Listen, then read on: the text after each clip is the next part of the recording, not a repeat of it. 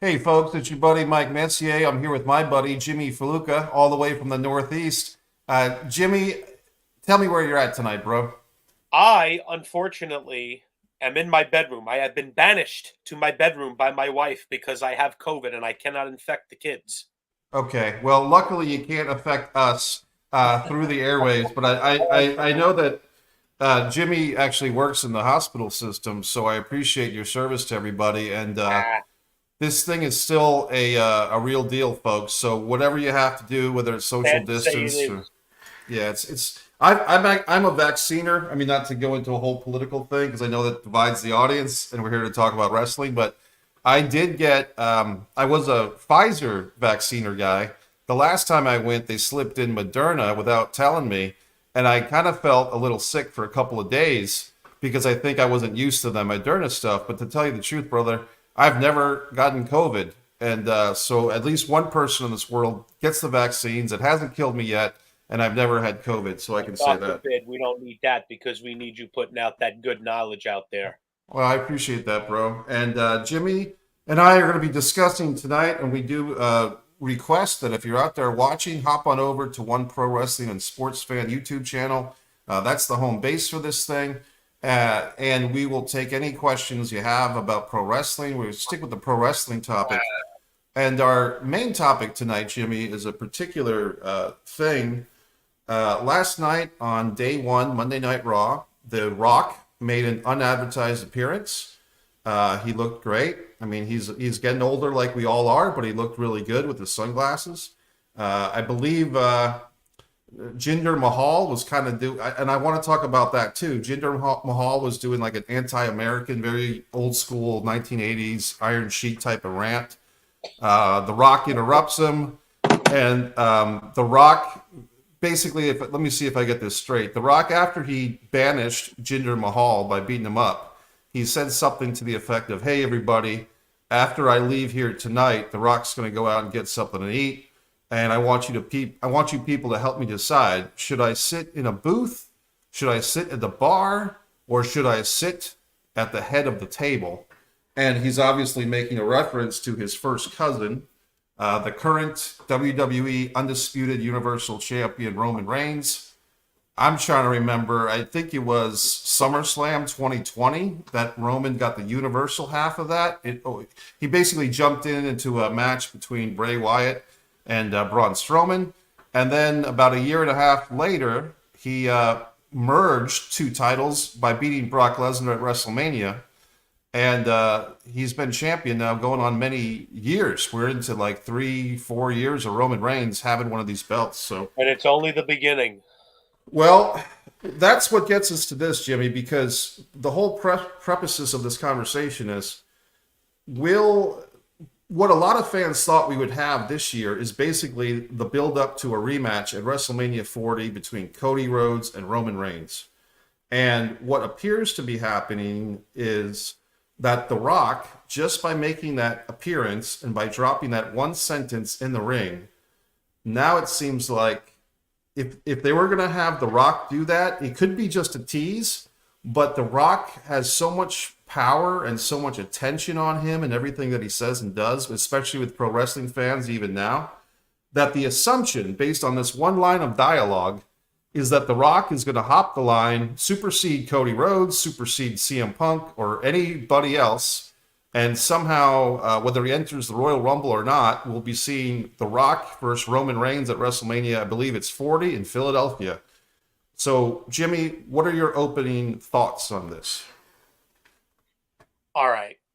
I have a lot to say about this because this is a subject that I feel does not get the attention that it needs, nor is it put in proper context. The Rock is a megastar. There is no question about that. He's one of the few true blue megastars that the WWE organization has had. Hulk Hogan, Andre the Giant, Stone Cold Steve Austin.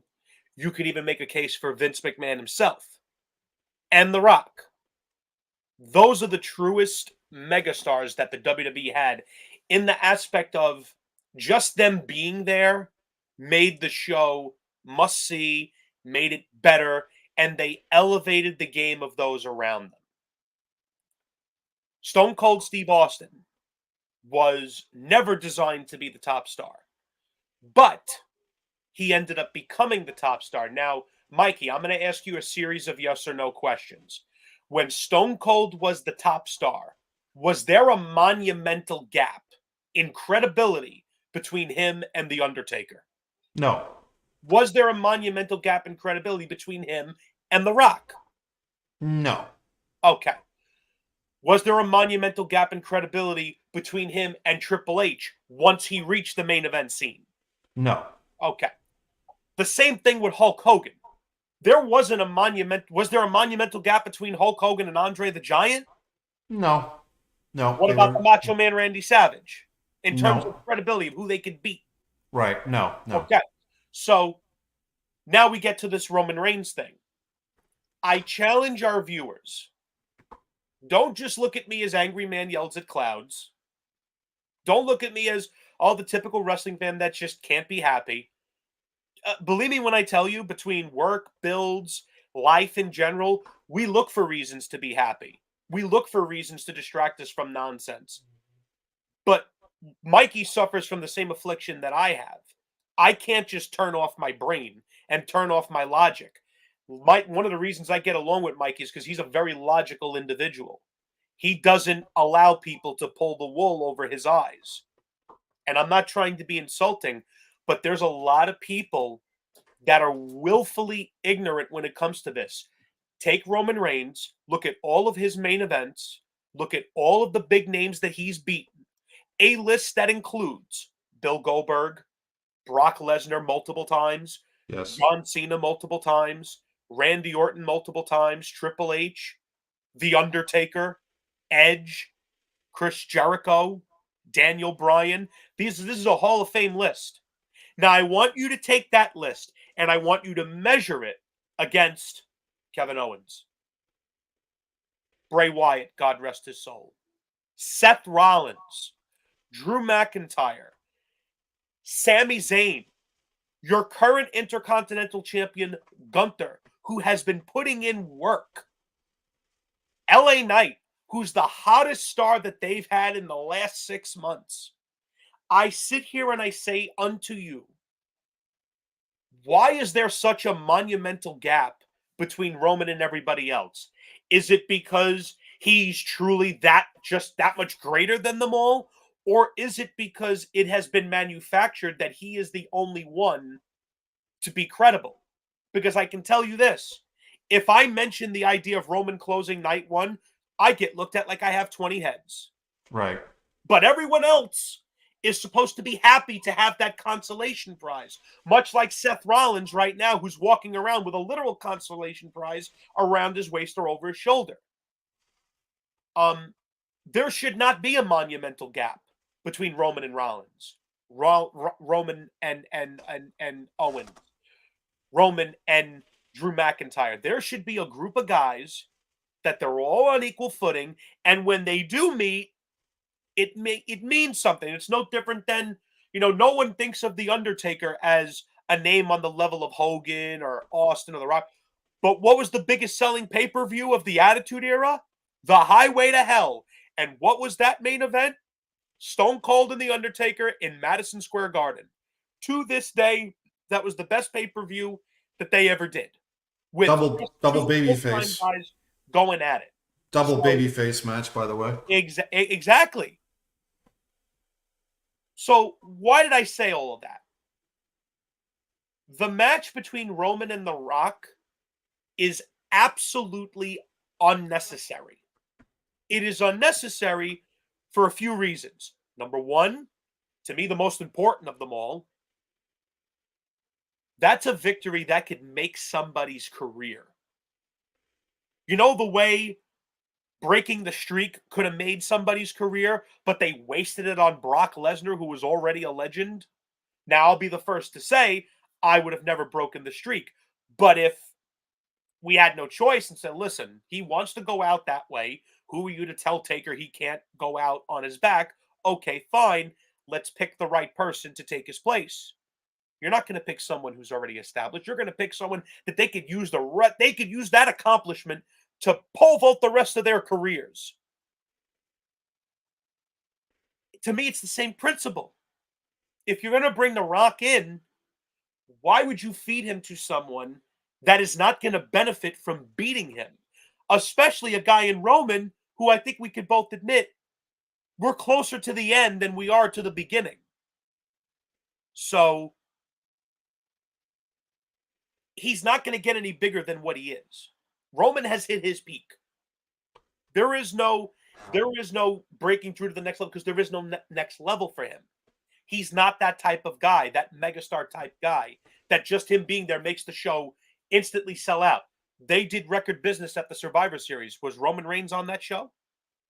Yeah, you're right. He was not. He was not on the show at all. They do record business regardless of who's there because the brand is the star now.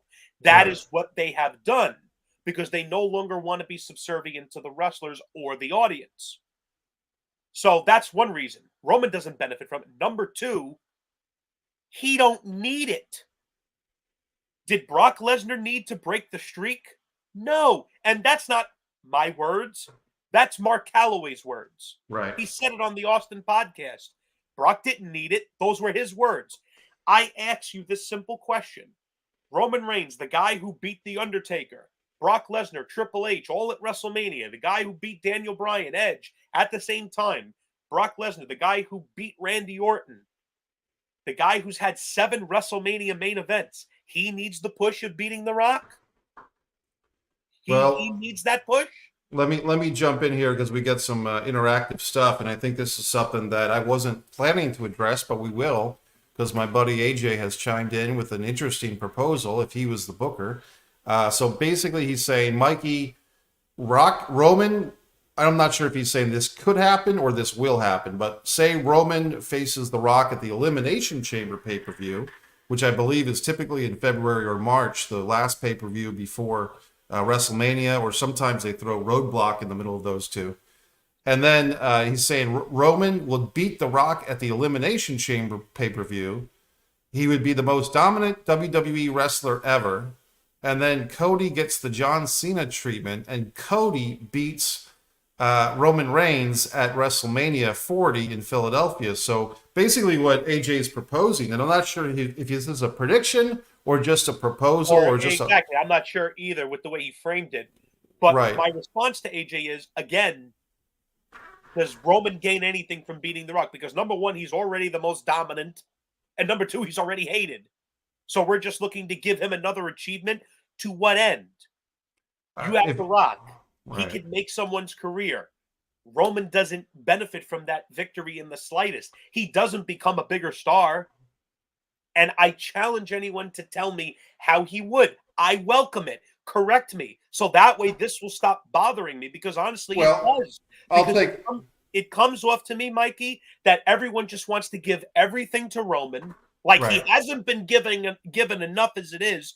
And to hell with everybody else. To hell with the guys that bust their butts 300 days a year, that don't see their kids, that have to work through injuries, that have to do jobs and are expected to maintain their momentum. I just think it's grossly unfair. Well, I would agree that it's unfair, but WWE has never been fair. And I'll take the devil's advocate position and say, why do I think that Rock and Roman, whether it's at WrestleMania this year, which I'm kind of leaning towards now, why would they do that? Or why would, first of all, I don't think they don't have to. They certainly don't have to, Jimmy. The tickets are already sold. Yeah, they sold 90,000 tickets already. So it's not like they needed that match to sell the show. WrestleMania sells out just on the name alone. Right. So here's why I think they will. It's not because they have to. It's because they want to. And specifically who the want is the guys themselves. Because if you watch the Young Rock show, which I didn't particularly like, but I had a friend of mine, a non-wrestling based friend, who loved the Young Rock show and would always tell me which episodes I had to watch. And there was one where they feature, the teenage Rock and his little cousin Roman Reigns, who's like 5 or 6. And the little Roman Reigns is trying to wrestle the Rock in the living room. And the teenage Rock says to the 5-year-old Roman Reigns, "Hey, cuz, the two of us having a wrestling match, that's something you got to save for WrestleMania. So, in my opinion, that's what you call, preemptive programming, or programming your thoughts of the audience that this match is coming. And to me, Jimmy, this whole year of Cody Rhodes basically killing time, let's be honest, Yeah, and credit to Cody Rhodes, because I want to get back to Cody's involvement in this. of course. Cody is a placeholder. Cody is the understudy. For those in theater, being an understudy is a thankless job. If you've ever done a Broadway show or even community theater, and you're in a situation where you're the understudy, you're expected to have all these lines memorized. You don't get a If they whole, need you. in case they need you, because basically, in case the real star, the scheduled actor or actress, no shows or gets sick or stubs their toe or has a mental breakdown, You're the expected under to step in. the understudy is expected to step in. And oftentimes, for instance, when you had a show like The Producers 20 years ago with Nathan Lane and Matthew Broderick on Broadway, if one of those two guys, Nathan or Matthew, was sick for a night and they had to bring in an understudy, a lot of times the audience loses a bit of their interest, right? So the understudy is in a terrible position. It is a thankless job. And there have been some theater actors who've been an understudy and have shined and have shocked the Broadway audience or whatever audience and gone on to bigger things. But in this pro wrestling scenario, my opinion, Jimmy, is they've kept Cody strong. He hasn't been a world beater. He lost to Brock at least once. I'm not sure if Cody took any pins or submissions to anybody else over the past year, but they've kept him very strong, and it's almost like Cody is an uncrowned champion. But at the same time, they didn't make him so strong that they couldn't live without Cody either. You know what I mean? And so it's quite conceivable, in my opinion, Jimmy, what they could end up. Because I was trying to think of scenarios for WrestleMania, some of these matches. I think let's go with, if we do have Roman Reigns versus The Rock. I do not think they would do a 2-night Roman Reigns thing. No, Some people are predicting that. I think basically Cody would be shoehorned in with Seth, and then the question is, well, then what does CM Punk do? Because we all think that we're going to see CM Punk versus Seth at Mania. They already started that story when Seth confronted him on Raw. That was a segment that my future brother-in-law told me, Jim, you absolutely have to see this. Right. So because you know me, Mikey, I haven't watched a live Raw or SmackDown since WrestleMania 33, because as long as this guy's the top guy, I'm not investing, because I'm not gonna bother getting my hopes up. But I did go on YouTube and I did see that segment, and the seeds were already planted. Right. So The Rock coming back throws a monkey wrench into not just Cody Rhodes. There's my dad told me an old saying years ago: shit trickles downhill. Yeah. So Cody gets knocked out of his match that he rightfully belongs in. As Right. much as I am not a huge fan of Cody, I recognize his popularity, and he absolutely should be in that match, considering how bad the finish was last year. Like, to this day, one of the worst finishes I've ever seen to a WrestleMania. Talk about deflating your audience. Right. The rubber chicken got thrown into the ring with him, Yeah, right? exactly. It's like, to me, that was like Starrcade 97 all over again. The finish everyone knows is coming, then doesn't come, and it Right. just leaves you like, so you passed up Sami Zayn, who, if we remember last year, was anyone hotter than Sami? Nope. And they passed him up, stuck him in the tag division, had no plans after the tag match, and based on what he was doing, because I read all the results, because I don't mind checking that to see if I'm wrong. I'd rather be wrong and be educated rather than be right and miserable. Sure. But I read what they were doing with him afterwards. I'm like, wow, they really put no thought into after him and Kevin beat the Usos. And I knew that was going to be the case, which is why I didn't want him there in the first place. But Cody, to his credit, I don't hear that people are sitting on their hands for him. I don't ever hear that his reactions are dying down, which I'm glad to hear. But if we're at WrestleMania season and he's not challenging Roman, I seriously have to question Cody. What could have been so bad in AEW that you decided to go back and let them dangle that carrot in front of your face? Because Let that's me essentially how it comes off.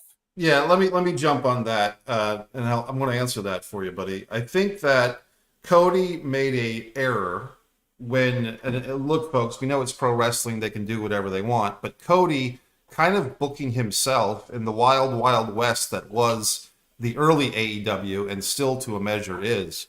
Cody made that stipulation for a match with Chris Jericho in Baltimore. I think it was the first Full Gear pay-per-view in November of 2019, if I'm not mistaken, or October of 2019. Basically, Cody said before the match, if I don't win the title over Chris Jericho in Baltimore, I will never challenge for the AEW World title again. Now, that is before they had the TNT title. So at that time, they only had one singles title. Remember those days back in AEW? Now they have like 5 or 6, right? They have So entirely too many. I'll be the first to say that. As a big fan of AEW, they have entirely too many belts. And if everyone has a belt, is it really all that special? right, Fair. right. So let me finish this point on Cody here. Basically, Please. Cody booked himself into a corner. And I think that at that early stage of AEW, and probably a lot now still, the top wrestlers are kind of booking themselves, probably more so than any other major company in the last 30 or 40 years. So I think Cody did not want to be Jerry Lawler in Memphis, where he's basically giving himself the title over and over again, right? He didn't want to be that guy. But the problem is, Jimmy and everybody, I think that the fans wanted Cody to be that guy. I think at the time, the fans, they get it. They get that Cody's a executive vice president. They get that he's one of the top people. I think in 2019, 2020, Cody was very popular. The fans hadn't turned on him yet. I was there when they turned on him. I was in Daly's place. The moment they turned on Cody, the AEW fans, is when he did the All-American Boy promo, because he was going to have this match with a European guy, and nobody really bought into it, right? So, and they got sick of his wife, they got sick of Brandy, and they got sick of it. I think, to me, Jimmy, what happened is, and Cody has just said that there was a personal issue, he'll never disclose it, why he left AEW. I kind of think this is the reality, man. I think whatever the personal issue is, he could have worked out of it. But as a wrestler slash character, maybe taking himself or the business too seriously, Cody didn't want to be a tweener babyface. He didn't want to be the John Cena babyface that gets booed.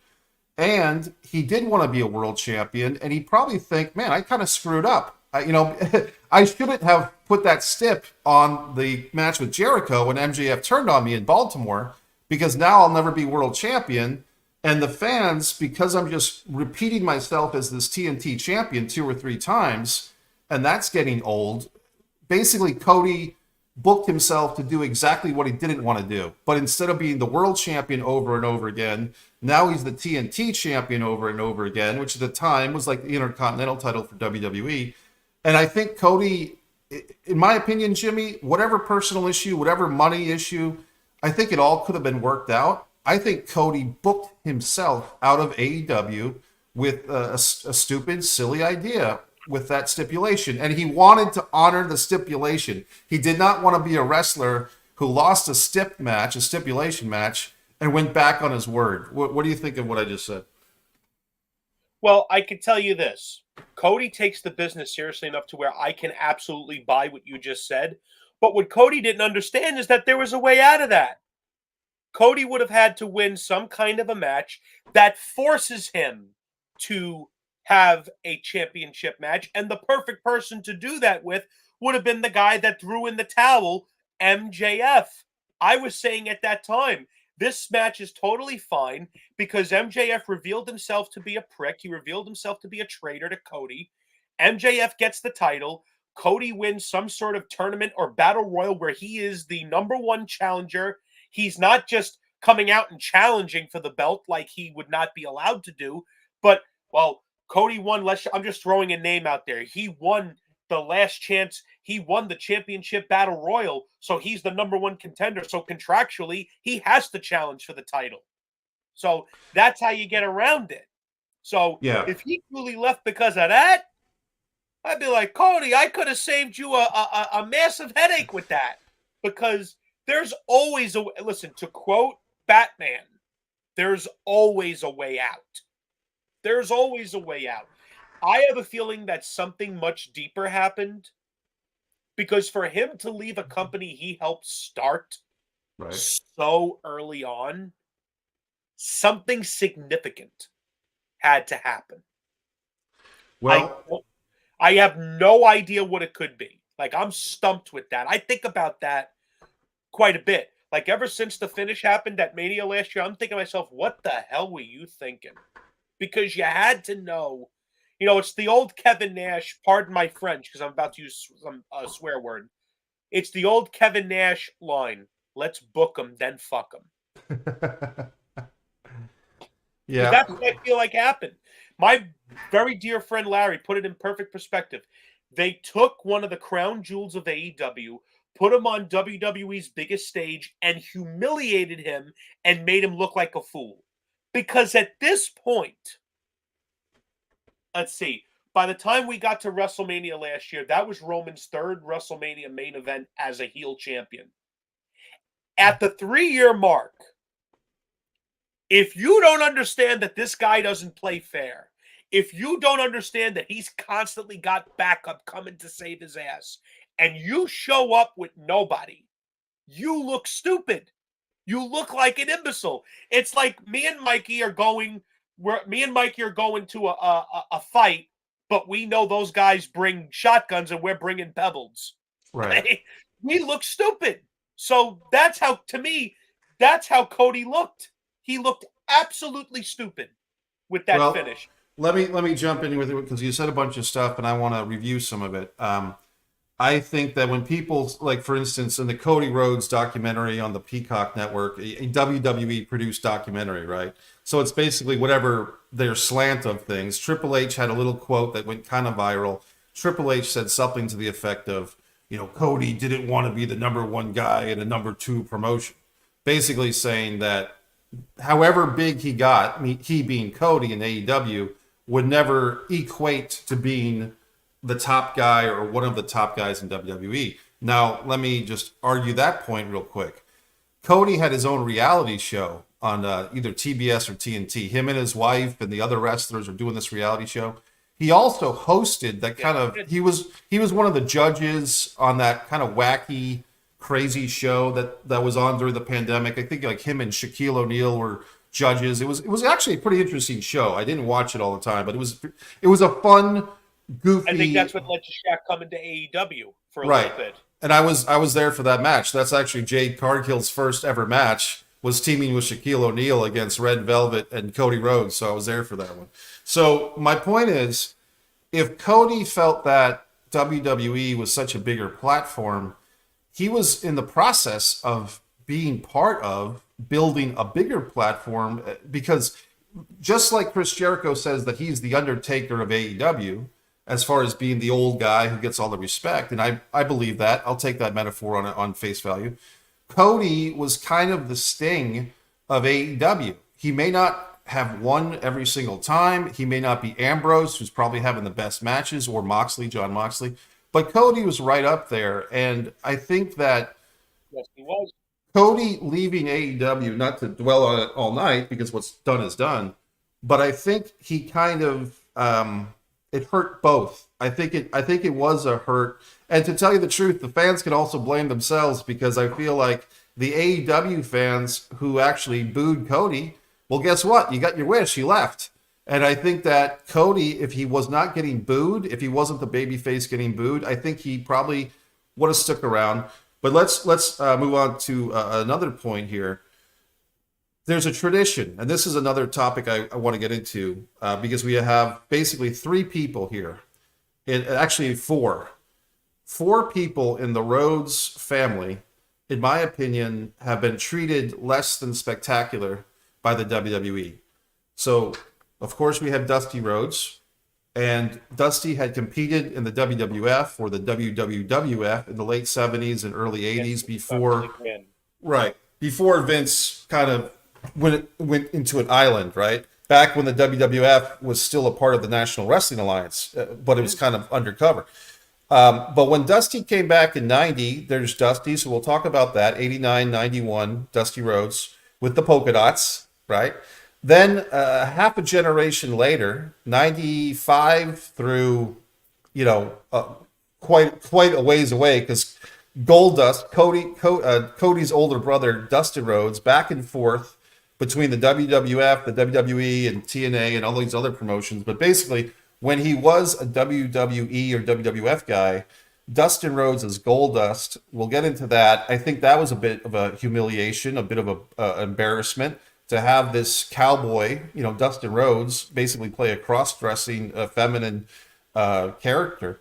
And then his wife at the time, Terry Runnels, that was known as Marlena, she actually kind of gets out of there looking the best out of any of them. And then we finally get ourselves to Stardust, Dashing Cody Rhodes, all the other crap gimmicks they put on young Cody until he left and came back. And as Jimmy just pointed out, when he did come back, it was not to be the conquering son. It was to, in my opinion, Jimmy, they take the guy that went to the Indies, they take the guy that did his own thing, they take the guy that put his name with all the list of all the independent wrestlers, Kurt Angle and everybody else that he wanted to wrestle on the Indies, and the guy that was the guy that said, no, I will not be Stardust, I will not be a mid-carder, I'm going to find my own way. And he rolled well because he did good for himself. He became NWA champion. He helped start a promotion that now has created so many jobs for other performers and other backstage personnel. It gave an alternative to the fans, an alternative for the wrestlers. So now if you're not happy, you can leave. Right. And so that's the guy, Jimmy, the guy that does all that in Vince and Triple H's mind. That's not who they put the big title on. That's not who they have beat their guy at WrestleMania. That's the guy, in this case Cody, that they crucify. That's the guy that that's the guy that they have humiliate, have him lose. And then because Cody is doing the best he can with the situation, and I kind of wonder if Cody even cares, or if he's just naive, or if he wants to believe that they're going to look out for him in the end. I mean, it's hard to believe that Cody would be that naive at this point after what they did to him and his father and his brother, but I guess that he is, or he just doesn't care because he likes all the zeros in his paycheck, so he's willing to lose at WrestleMania. I think Cody, if he were to wrestle Roman again at this year's WrestleMania, he'd be eating another pin because... Oh, no. This time, if he does wrestle Roman, he will lose clean as a sheet. Mark my words. Because, and I know nobody wants to hear this, Triple H is no different than Vince. When it comes to the things that matter, when it comes to the tippy top spots, when it comes to the business model of having a prop, not a megastar, because you can't control a megastar, you can control a prop. When it comes to protecting that prop, they will protect that prop at all costs. And that means Cody's going to be nailed to that cross on national television. He's going to be put up for the whole world to see, and he's going to be used as an example. This is what happens when you bite the hand that feeds you. And I'm sure they have more disdain for him than most because he actually started competition for them, and they don't want competition.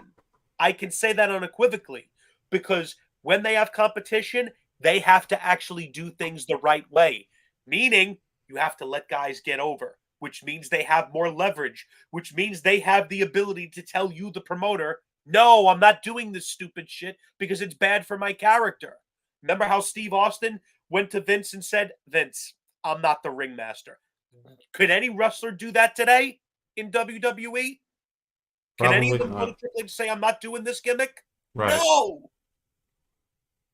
And I'll give an example real quick. Keith Lee was doing so well at NXT under the WWE umbrella. He gets brought up to the main roster and he becomes Bearcat Keith Lee for a couple of weeks.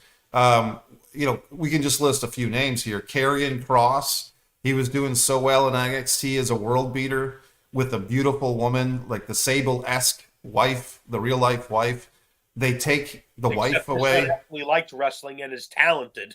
Right, right. So the point is, and I think that fans, and as a side point here, the fans of WWE that love to shit on AEW, they should really be thanking AEW for even existing. Because if you compare the creative of WWE, say from 2014 to 2021, 22, It's night and day you can when it comes see to a lot of things. right. And why is that? And why did their creative get better? Because suddenly they had a hint of competition. Now you can compare numbers, but one number is a legitimate thing. A couple of years ago, 3 or 4 years ago, everyone was, oh, the NXT is so much better than the main roster. And even our buddy here, Michael AJ Norris, says that now. But at the time, I would hear this from my friend Morrow all the time. Well, I don't watch the SmackDown or Raw. I only watch NXT. That was me. That was me for a while, Mikey, because this was my situation. Raw was too long for me to actually sit through 3 hours, and SmackDown was no better. NXT gave me an hour a week, a pay-per-view every couple of months, and I got to scratch my wrestling itch. And you want to know something? Look at who you had. Kevin Owens, Finn Balor, Sami Zayn, Hideo Itami. Then you had the tag division. You had the Vaudevillains. You had the Ascension. You had the Lucha Dragons. Then you had the American Alpha. Then you had DIY. Then you got Shinsuke Nakamura, Bobby Roode, Drew McIntyre. That was a great roster of talent. And guess what? Everyone got their time to shine. Even Bray Wyatt's brother, Bo Dallas, down in NXT, the guy was treated like a big deal, and he was a great heel.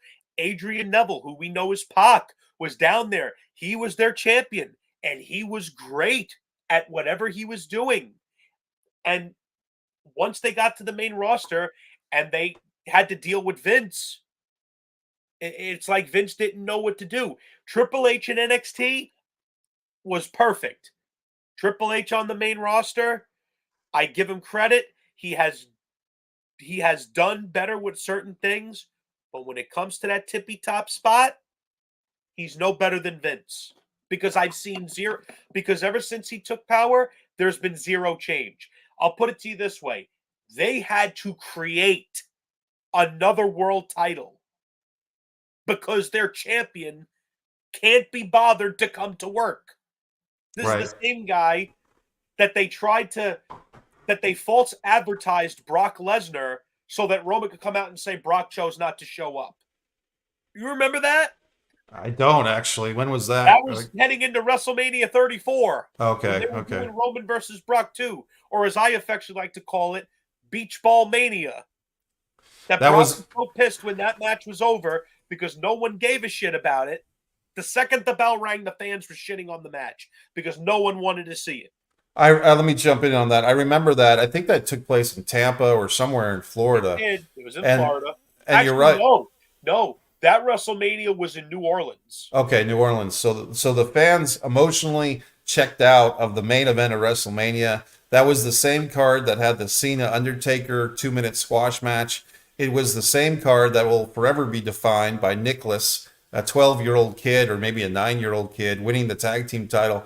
Let me get on some people here that have been lost in the shuffle. I mean, and let me get back to the Dusty Rhodes. Yeah, let's get back to the Rhodes family. The Rhodes family, to me, and I think you said something a few minutes ago, buddy, about the difference between a megastar and a prop.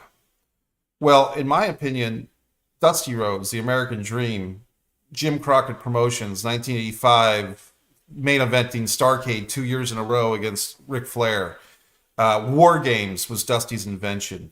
The mid-'80s Dusty Rhodes, who was probably in his mid-40s at that time and was not in the best of shape physically, he's 302 pounds, that's what they build him as, and he's basically as white-hot a babyface as you can be at 45 years old and out of shape and he's their version of Hulk Hogan. Now, yes, they had Magnum TA, but he got hurt.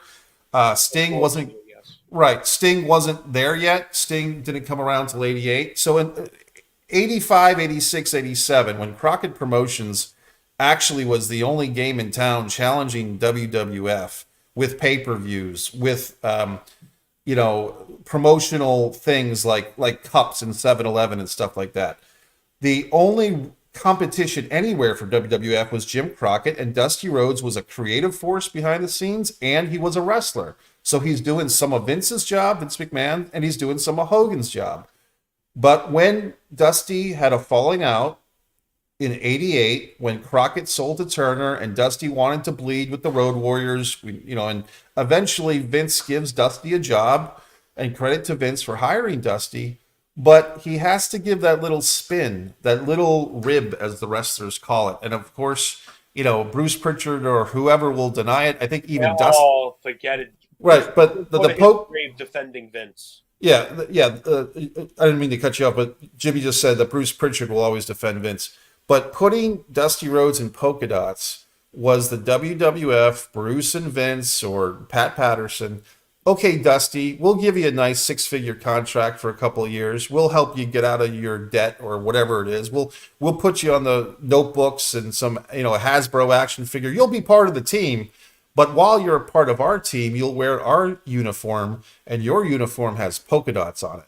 Because God forbid if they had just done the Crockett version of the mid-40-year-old Dusty Rhodes, just a redneck ass kicker guy who just speaks with a flow, baby.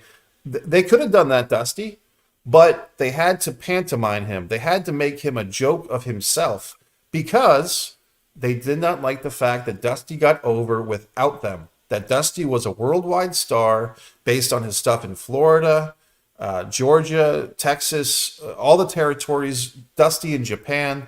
They had to put Dusty in his place. A generation later, I would make the case that when they got Goldust in '95, that was more of a way to shit on Dusty yet again, because Dusty had gotten back to Turner, was a commentator, was a behind-the-scenes guy, and Dusty was on the other team. I don't think they had anything personal against Dustin Rhodes, except, you know what? If we put Dusty's son... screw his father, we'll screw his son. Right. We'll screw his son. We'll put him in a banana suit. We'll make him effeminate. The original Goldust had all these homosexual stuff, and then they kind of phased it out and just made him a freak in general, right? But we have to... the son will pay for the sins of the father. Now, they didn't Red Roosterize him, because Goldust actually won matches. He won the Intercontinental title. He had a great ice. He beat Razor Ramon, who was a top guy. They actually let him win because the backlot brawl with Rowdy Piper. Right. So they did maximize him, but in a way, they didn't want the cowboy Dustin Rhodes, the natural. They didn't want that because that's too Southern. Here's my other thing, Jimmy. I think that Vince McMahon is a self-hating Southerner. Because if you... He is. Cornette has talked about that many times. Because him and JR were a commentary team for a short time in '98, and they were a pretty damn good one. And a lot of people backstage complimented them. And the answer he was given as to why they had to be busted up, they were too Southern. Right. And Jim, and so you're saying that Jim, because Vince McMahon's from North Carolina. He was raised, I believe, in part by his stepfather that was abusive to him. And I believe all that bad stuff, and I feel bad for Vince for that. Oh, so do I. No one deserves that, even Vince. Right, but he grew up in that environment, and I think in the darkest corridors of Vince's traumatic childhood comes from that. Yeah, his traumatic childhood comes from, I was abused by my stepfather. The abuse took place in North Carolina. North Carolina is the South. Therefore, I hate the South. I hate all Southerners. I don't want Jim Ross getting over too much. I don't want Southern wrestlers getting over too much. I don't want Tony Schiavone because he has a Southern accent. That's my feelings on that. So, getting back to the Rhodes family, every Rhodes, and I think Marlena, oddly enough, because she was in by marriage, and I think if you take a look at it, they kind of use Marlena or Terry Runnels. She was not a wrestler. She was tiny. She was pretty. She was gorgeous. She had a good body. She was willing to show a lot of skin. Absolutely. But they never, I don't think they really ever humiliated Terry Runnels because she was kind of a good sport about it and she wasn't a wrestler, right? So, but And plus, if Cody, you remember, it was after Dustin and her got married that Dustin and Dusty didn't speak for a while. yeah, right. So she's going against Dusty. So they kind of, sure, we'll bring in Terry, we'll bring in Marlena because we're giving her a paycheck, and that'll go up Dusty Rhodes' ass even more. That we're giving his daughter-in-law that he doesn't like a paycheck. And I don't know, I'm pretty sure you've seen this one, Jimmy. Did you ever see the thing where Dustin Rhodes imitated his father on Monday Night Raw? I honestly did not. Well, it's on YouTube, and it's basically it's a really insulting segment. They have Bruce Pritchard doing a Dusty Rhodes impersonation on the voiceover, but then they have Dustin Rhodes not in the Goldust outfit. He comes out on Monday Night Raw, and he's got like the T-shirt full of balloons or full of pillows, and he's strutting around, and he's basically doing a humiliating impersonation of his own father, and that's what they did because they always wanted to stick it to the guy that got over without him, Yeah, and that's without Dusty their help. Rhodes. And Right. ironically, the next Rhodes we got to get to did the same thing. He got over without their blessing. A matter of fact, he got over in spite of how badly he was booked for years, which is a testament to Cody. Because how many people do you know could have been Stardust for as long as he was and become as big of a star as he's become? Completely on his own merit, which is Right. not easy to do. Because once you have that stigma of, oh, you're that, people don't take you seriously. So, again, I'm not a big fan of Cody, but I do have to give him credit because he did something that not many can do. He was booked like garbage for years and he managed to turn himself into a big time star. And I'm sure somewhere his father's proud of him. But WWE doesn't give a shit about that. No, and here's the thing I did, and Jimmy, if you remember, I actually did a video before WrestleMania last year where I said that Roman Reigns had a 90% chance of beating Cody Rhodes, and Cody had a 10% chance of beating Roman Reigns for the Everyone title. said you were nuts, but you Every were, you were spot on. was You were spot spot on. because unfortunately, it's like I said at the top of this video, you and I are blessed, or in this case, cursed, with being three-dimensional thinkers. When you're a two-dimensional thinker, you don't see things before they happen. But when you're a three-dimensional thinker, you see things for what they are and you see them before they happen. I mean, Well, I don't know why anyone is surprised by that. I sure as hell wasn't.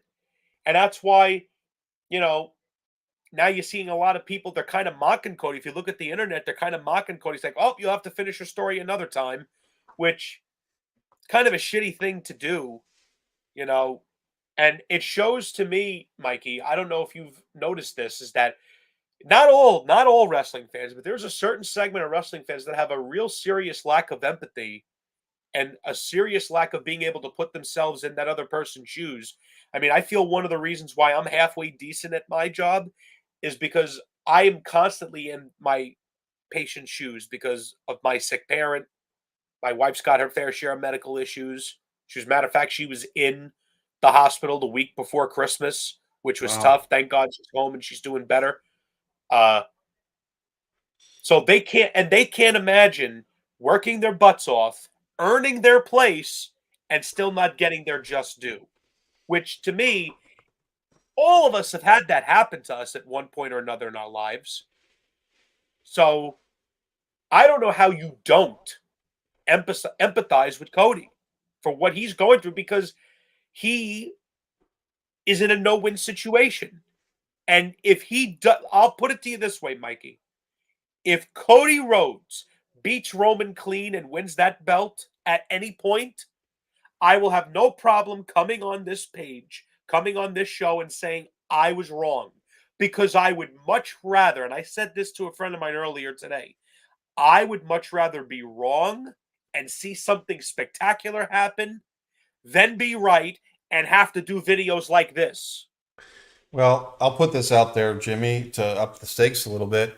if Cody Rhodes ever beats Roman Reigns clean, or just beats him, period, and wins, if Cody Rhodes defeats Roman Reigns in this title reign and wins that championship before anybody else does, or before Roman, gives up the title or whatever happens, if Cody's the one to beat him for that title that Roman's enjoying now, I will shave my mustache. Oh no, Mikey, don't do that because it looks great. You look like It'll- a much better looking version of Ole Anderson. Don't do it. but here's the whenever people on Facebook, you might have seen me do this, when they make a proclamation of some type with wrestling, I always say, okay, if this doesn't happen, will you shave your head? You know what I mean? And I think they're very quick to disappear. they're very quick. Here's another viewer that's chimed in. We have some more stuff from AJ we'll get back to. We've got about 8 minutes left, just so you know, Jimmy. We're going to wrap this up at the 59-minute point. Brian Dehart, who's a new viewer, I thank you for being here, Brian. Thank you very much. CM Punk is absolutely going to win a championship. Well, you did not decipher it, Brian, and you still have time. A championship, but we haven't distinguished. Which one? And I think what's going to happen, what I think is going to happen, Brian, and I'll let Jimmy chime in, is I think, like you said, the trickle down effect. Roman's going to get The Rock, which he would win handily. Right. They push. Then Cody gets demoted to facing Seth at the end of night 1. And then CM Punk's got to wrestle Drew McIntyre or somebody that's a threat. I think that might be a nice matchup anyway. And I think another whole thing is how poorly Drew McIntyre has been treated. But I think that CM Punk eventually gets to lose to Roman, because I think that's coming. And that's one of the reasons I didn't want him to go back there. I'm like, dude, think about this. Punk has 0 WrestleMania main events. Do you remember how popular he was in his peak? Yeah, I do. I don't think Roman was ever that popular when he was a babyface. No, he wasn't. So I think CM Punk, I don't think he even gets a WrestleMania main event this year. Not at all. And I feel bad for him because he absolutely deserved to do so. If I had my way, Cody would be beating Roman, Punk would be beating Rollins. Maybe you then have the cash in with Damian Priest. LA Knight should be beating Logan Paul for that U.S. title because he's too popular to ignore. You have Gunther. You have to pick someone proper for Gunther to either drop that belt to, or have Gunther face Brock Lesnar and retire him. I mean, who better to put Brock Lesnar out? Right. Gunther's been killing it. I mean, I have to say, the clips that I've seen on YouTube, Gunther doesn't get tired. Right. He's like as hard-nosed of an old school heel, but he wins clean. That's the thing. Jimmy, why don't you take on this question from AJ? Gunther, if he faces Roman, who would win that match? So if we're saying right now Gunther is Intercontinental Champion, where would they have that? If Gunther as IC Champion challenges the 2 championship Roman. Well, that's an interesting dynamic because that's 2 heels facing each other. Right. Which we haven't had that since Royal Rumble when Rollins faced Roman. Right. So that's an interesting dynamic. I'm sorry to disappoint you, AJ, but LOL Roman wins because that's what they've conditioned me to think. I wish that Gunther would have a fighting chance because in my estimation, Gunther's a better in-ring performer than Roman. I mean, the guy is having great matches with whoever he wrestles. That's a testament to him. And on top of that, his matches don't have a ton of interference. They don't have the bells and the whistles. They don't have all that extra nonsense that you usually find in a Roman match. Gunther's having great straight-up matches. In a lot of ways, not that he's on the same level technically, but he is reminding me of Bret Hart in the aspect of he's not having specialty matches, but they're all good. That's why I wish Cody would have won last year, because then I'd be saying, Cody, that's who you're losing the belt to, Gunther.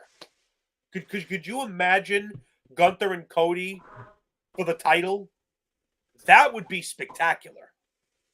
because Cody's gotten way better as a worker, and Gunther, I can't praise him enough. I think that they would have a great title match. And you wouldn't need the bells and the whistles. You just need those two and the referee. I did a whole other video on my prediction that Roman Reigns is going to beat Bruno's record. If you start Roman Reigns' world title, basically merging the lineages of his Universal Championship over Braun and the late Bray Wyatt. That match, I think that was SummerSlam 2020 in the pandemic era.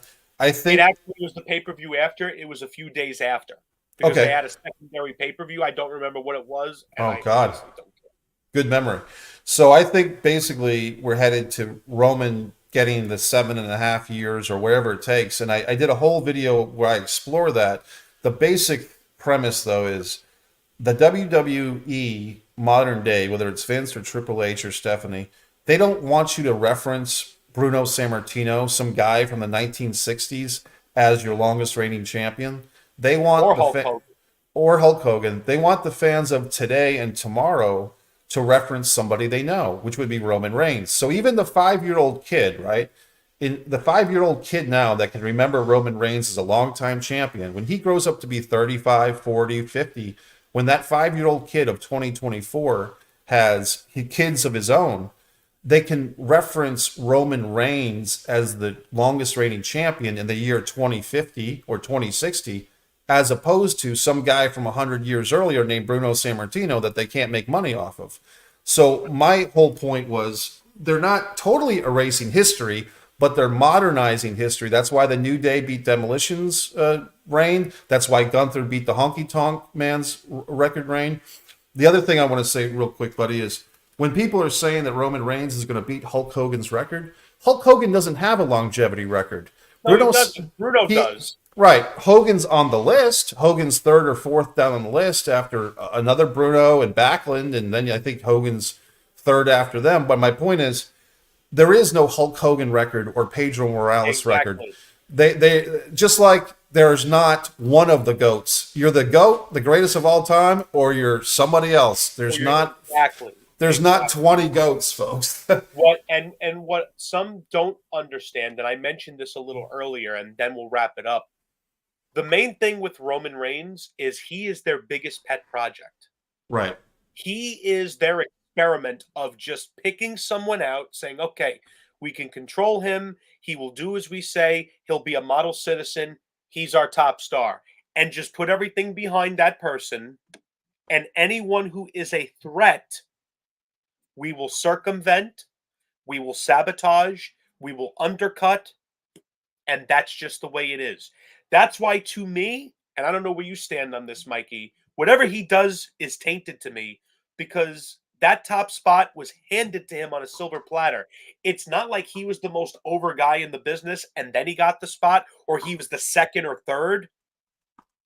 It was just literally just thrust to him, and he willingly accepted it. So, whether I'm saying he isn't great or someone else is saying he is, neither of us really know because the guy's never been tested. I can say Austin was tested. He constantly had The Rock, The Undertaker, and Foley coming for his spot. I'm not talking in the kayfabe sense. I'm talking in a literal sense. Hogan, he constantly had Piper and Warrior and Savage nipping away at his heels, trying to become popular enough to take that top spot. Roman goes to bed at night knowing he doesn't have to worry about losing that spot because it's his until he leaves, because that's the environment they've created, and he willingly accepts it. So he's the chosen one. If you're a fan of Roman, God bless you, but how could you sing the guy's praises when his spot is never in danger? And it's not because he's better than everyone else, which he's not. It's because the company has chosen to just protect him. And he's the chosen one. Exactly. And to me, there shouldn't be a chosen one. The only time there should be a chosen one is when that audience is completely behind him, like Hogan, like Austin, Flair, like The Rock. Jimmy, I got to wrap this up because I want to be able to rebroadcast the stream, so we got to get out of here. But MikeMessier.com, Jimmy Faluca. What's the name of your pro wrestling group on Facebook? The Pro Wrestling Collective. Everyone is welcome. Pro Wrestling Collective on Facebook. We're going to end it here. And folks, tune in. We've got more stuff. Thanks for watching. Subscribe to One Pro Wrestling and Sports Fan YouTube channel. And Jimmy and I will